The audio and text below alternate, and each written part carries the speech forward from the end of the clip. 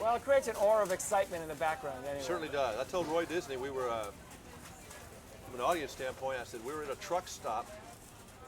Disney's run out of money, and he's on the way leaving town, but we caught him before he left town, because over his shoulder was the O'Brien General Contractor truck, and that's all you see. Did he like that? Yeah, he loved it. He thought it was funny. I said, Disney's broke, and we're at a truck stop on the way out of town. That's his money. I wouldn't worry. Have you been doing this? So you get a 3-minute Yes, cue just if stomp, throw, whatever. Bring a helicopter, and it'll be fine. you know anybody else. Send a missile. Thank you. Here we go. In 3, 2. When do you write? What time of day? When does this come to you? I write from 10 in the morning to 6 in the evening. Regular work day, Monday through Friday. And you're good at being creative on demand? Yeah, don't require any special time. If I'm under pressure, then I will, go beyond those hours and get up any time of night, if something finally occurs to me. But that doesn't happen anymore. Now I basically work on demand and on schedule. You're not pretty much riding around in a car with a little tape recorder if something comes up? No. That's good though, isn't it?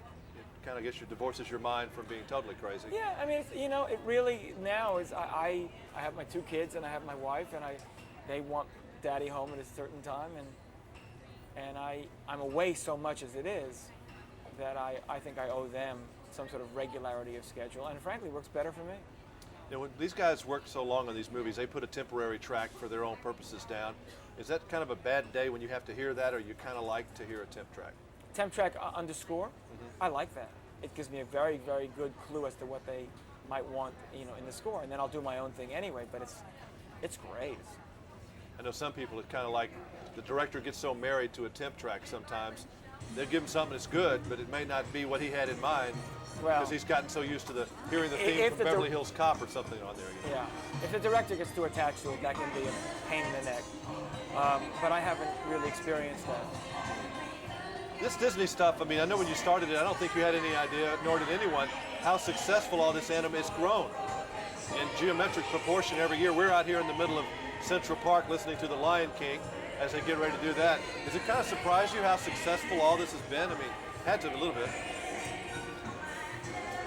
It's a happy success. Yes, it surprises me to a degree, but I never considered, downsides. I really just, whenever I start anything, I always feel the sky's the limit, and I think big, I dream big, and so does Disney, and it's the combination obviously goes places. You happy with the play? I enjoyed Beauty and the Beast, the play. Yeah. That was a real nice experience for me and my 9-year-old. We had a good time there. I'm very happy with it. It's, my God, it's all over the world now. I enjoyed that CD. It's different than the movie, kind of. Yes, it is. And I enjoyed the difference is good to me. Thank you.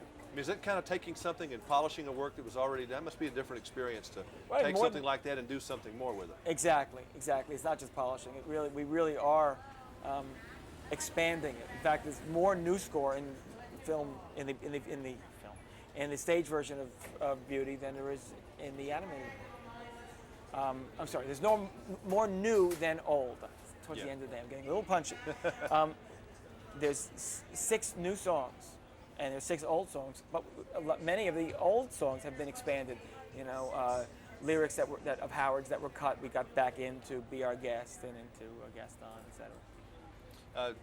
Are you testing any of your music out on your children?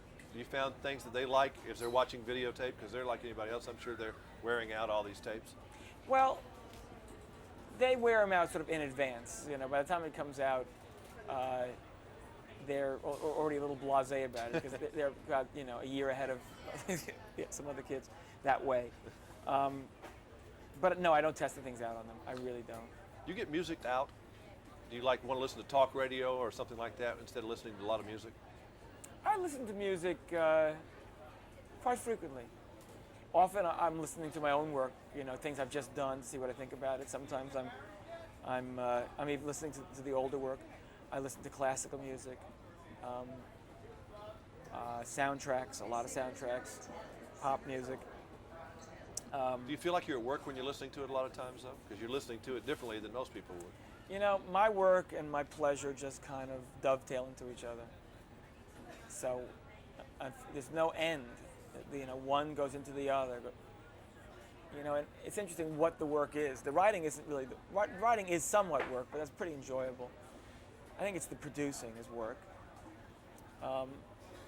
To a degree, publicizing is work, although it's very gratifying work when a picture appears to be really well received. Then you get to hear firsthand how much people enjoy it.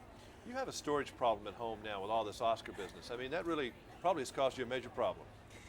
I do have a storage problem. It's heavy. Those things just can't fit on just any dinky shelf. Yes, no, I have a special awards case that I've had made up, and I've often said that one Oscar is a very, very impressive looking thing. 6 Oscars looks like a trophy store. It's like, hey, Alan, where'd you pick these up at? Yeah, they're bowling trophies. That must, after a while, that must get a little strange. I mean, because that's such a great honor to people go their whole life won't even get one, and to have 6 must just be basically unimaginable. It is fairly unimaginable, and sometimes I look at them and I feel very guilty. I think, my God, these animators, they're the unsung heroes of this, and there's no Oscar for animation, and look at the impact that it makes. And of course, we'll see. An animated picture has, I don't know if it's ever won Best Picture. I think, yes, of course it did once, didn't it? It's gotten special Oscars. Special Oscars, yeah. Yeah. But they are the unsung heroes. Sometimes I feel like, oh my God, am I hoarding these things? Maybe I should pass them out or something. But I'm very proud of each one, and I couldn't imagine which one I would ever allow out of my grasp, because I'm proud of each accomplishment. Thank you for this. Thank you. Nice seeing you again. Thank you. Stop tape.